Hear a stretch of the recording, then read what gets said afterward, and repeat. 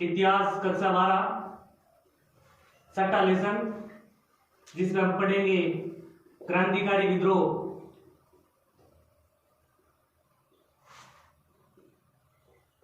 इस बार सिलेबस में केवल एक ही क्रांतिकारी विद्रोह है, उनमें सुभाष चंद्र बोस को पढ़ेंगे।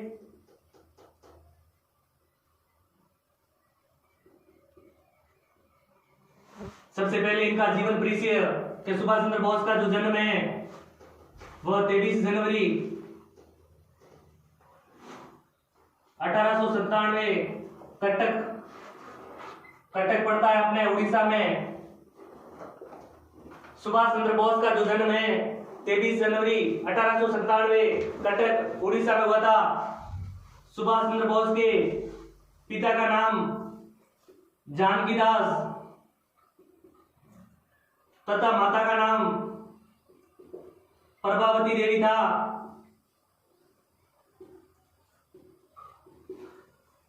क्रांतिकारी सुभाष चंद्र बोस ने अपनी जो प्रारंभिक जो शिक्षा है वह कटक से प्राप्त की थी।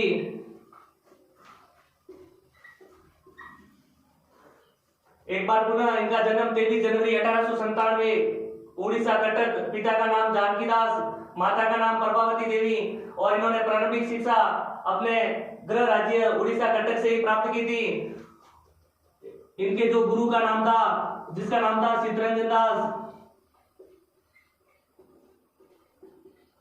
और चित्तरंजन दास से ही इनके ही संपर्क में आकर इन्होंने राजनीतिक गतिविधियों में भाग लेना सीखा। सुभाष चंद्र बोस ने सर्वप्रथम गांधी जी के द्वारा चलाया गया असहयोग आंदोलन था।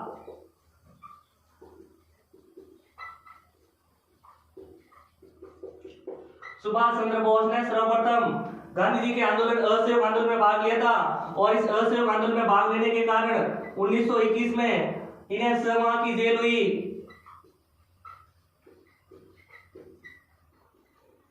इनके जो गुरु थे चित्तरंजन दास और मोतीलाल नेहरू ने मिलकर स्वराज्य पार्टी की स्थापना की थी।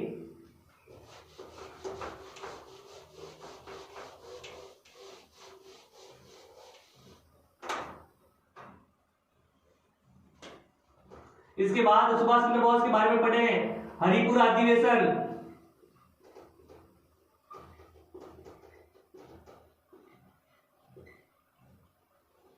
हरिपुरा अधिवेशन 1938 में हुआ था, और इस हरिपुरा अधिवेशन की अध्यक्षता की थी सुभाष चंद्र बोस ने।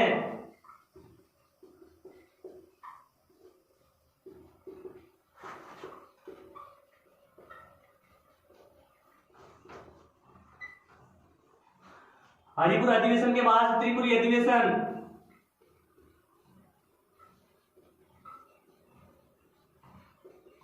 त्रिपुरी अधिवेशन हुआ था 1939 में, और त्रिपुरी अधिवेशन की अध्यक्षता भी प्रारंभ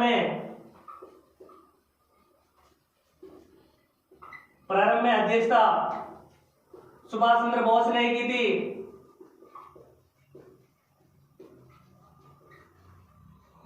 लेकिन इस त्रिपुरी अधिवेशन की अध्यक्षता गांधी जी चाहते थे कि प्रतापी सीतारमैया करें। गांधी जी के अनुसार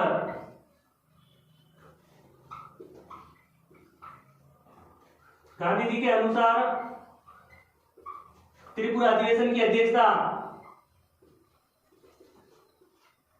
प्रतापी सीतारमैया,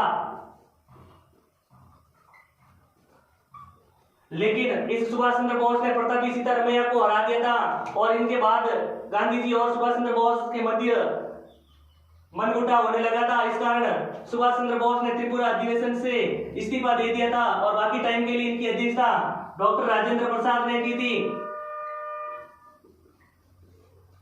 त्रिपुरा अधिवेशन है जो 1939 में हुआ था। गांधी जी चाहते थे कि त्रिपुरी अधिवेशन की अध्यक्षता करें प्रतापी सीतारमैया, लेकिन प्रतापी सीतारमैया को क्रांतिकारी सुभाष चंद्र बोस ने हरा दिया था, और गांधी जी और सुभाष चंद्र बोस के मध्य तनबीन हो गई थी, मनमुटाव हो गया था। तो सुभाष चंद्र बोस ने इस अधिवेशन से इस्तीफा दे दिया था, यानी कि कांग्रेस से इस्तीफा दे दिया था, और बाकी टाइम के लिए इस त्रिपुरी अधिवेशन की अध्यक्षता की थी डॉक्टर राजेंद्र प्रसाद ने।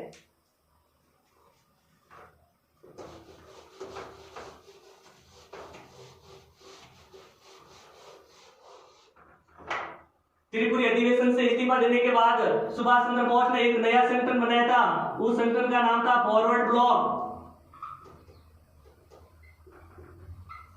त्रिपुरी अधिवेशन से इस्तीफा देने के बाद सुभाष चंद्र बोस ने अपना एक नया संगठन बनाया था, जो बनाया था 1939 में ही। उस संगठन का नाम था फॉरवर्ड ब्लॉक। 1939 में ही द्वितीय विश्व युद्ध शुरू हो गया था।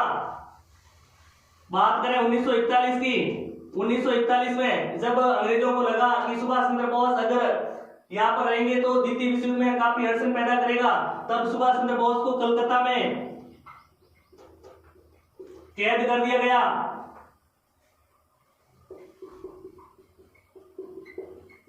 अर्थात गए तो उन्हें नजरअंदाज कर दिया गया, उन्हें अपने नजरों के सामने रखा गया। कुछ टाइम बाद मौका पाकर सुभाष चंद्र बोस है वो कलकत्ता से भाग गए और कलकत्ता से भी सीधा काबुल गए। काबुल अफगानिस्तान की राजधानी है और काबुल में वे सुभाष चंद्र बोस के नाम से नहीं गए थे, काबुल वे पठान के नाम से गए थे, जियालुद्दीन मोहम्मद पठान के नाम से गए थे। काबुल से वे गए थे रूस के बाद में वे गए थे जर्मनी।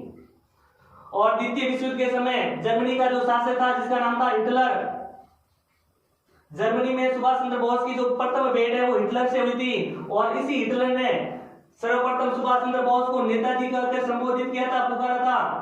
सवाल बनता है सुभाष चंद्र बोस को सर्वप्रथम नेताजी किसने कहा था? तो हिटलर ने कहा था। जब वे कलकत्ता से काबुल गए, काबुल से रूस गए, उनके बाद में जर्मनी गए थे। उनके बाद 1941 से ही बात करें आजाद हिंद फौज की,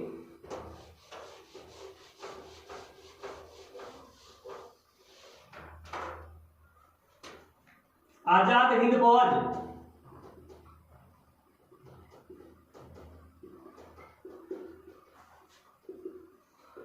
आजाद हिंद फौज की स्थापना किसने की थी? तो आमतौर पे बच्चे सुभाष चंद्र बोस ही करते हैं, लेकिन आजाद हिंद फौज की स्थापना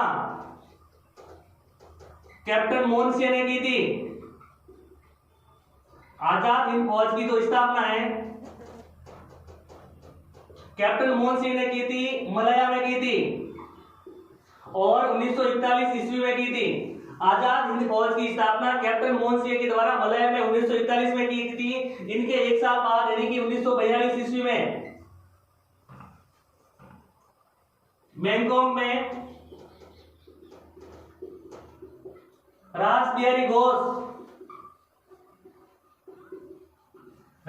घोष ने बैंकॉक में भारतीय स्वतंत्रता लीग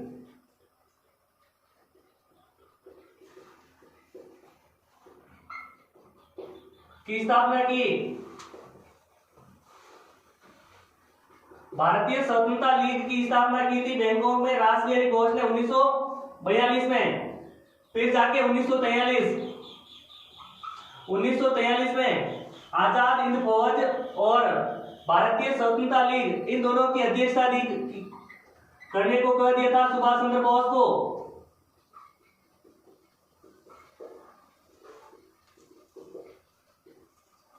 यानी कि भारतीय स्वतंत्रता लीग और आजाद हिंद फौज दोनों का नेतृत्व किसने किया था? सुभाष चंद्र बोस ने किया था। कब किया था? 1943 में किया था। आजाद हिंद फौज की स्थापना कैप्टन मोहन सिंह द्वारा मलेशिया 1941 में और रासबिहारी घोष के द्वारा बैंकॉक में भारतीय स्वतंत्रता लीग की स्थापना की थी। और इन्हीं 1943 में सुभाष चंद्र बोस ने अस्थायी सरकार की गठन कर लिया था। अस्थायी सरकार का गठन 1943 में ही सुभाष चंद्र बोस ने अस्थायी सरकार का गठन कर दिया गया। और इन अस्थायी सरकार के गठन के लिए आसपास के टोटल 9 देशों ने सुभाष चंद्र बोस की अस्थायी सरकार का समर्थन किया गया था। और यह अस्थायी सरकार है यह सिंगापुर में खोली गई। सिंगापुर के बाद इनकी जो दूसरी शाखा थी वह रंगून थी। यानी कि अस्थायी सरकार की 2 केंद्र खोले गए, 2 संस्थाएं, पहली सिंगापुर, दूसरा रंगून। और इन आजाद हिंद फौज की 7 रेजिडेंटें बनाई गई। कि आजाद हिंद फौज है इनके प्रमुख 7 रेजिडेंट थे। पहली रेजिडेंट थी गांधी रेजिडेंट, दूसरी थी नेहरू, तीसरी थी सुभाष और चौथी महिलाओं के लिए थी झांसी की रानी रेजिडेंट। यानी कि 4 प्रकार के रेजिडेंट बनाए गए आजाद हिंद फौज के दौरान। तो आजाद हिंद फौज की स्थापना कैप्टन मोहन सिंह मलय में 1941, बैंकॉक में रासबिहारी घोष ने भारतीय स्वतंत्रता लीग की स्थापना, इन दोनों की नेतृत्व या अध्यक्षता की थी 1943 में सुभाष चंद्र बोस ने। 1943 में ही सुभाष चंद्र बोस ने अस्थायी सरकार का गठन कर दिया था और उनका 9 देशों ने समर्थन किया था। इनका गठन सिंगापुर में किया गया था, इनकी दूसरी शाखा रंगून में। और आजाद हिंद फौज की 60 रेजिडेंट तैयार की गई थी, नेहरू, गांधी, सुभाष और झांसी।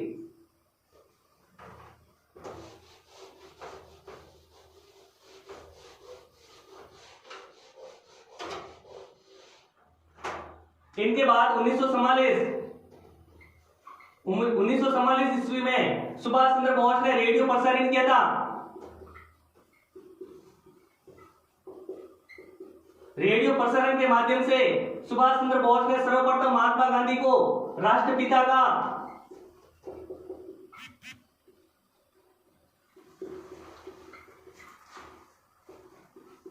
सवाल आता है, गांधी जी को सर्वप्रथम राष्ट्रपिता किसने कहा था? तो रेडियो प्रसारण के माध्यम से सुभाष चंद्र बोस ने 1944 में महात्मा गांधी को राष्ट्रपिता कह के पुकारा था। 18 अगस्त 1945 को सुभाष चंद्र बोस की मृत्यु हो गई थी।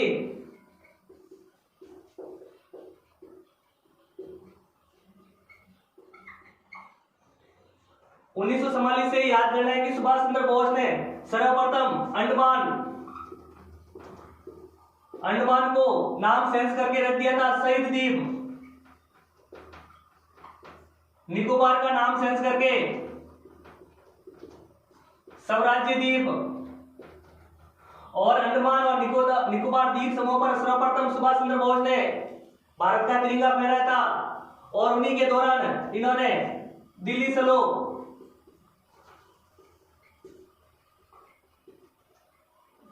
चलो का नारा तथा इनका दूसरा नारा, तुम मुझे खून दो मैं तुम्हें आजादी दूंगा।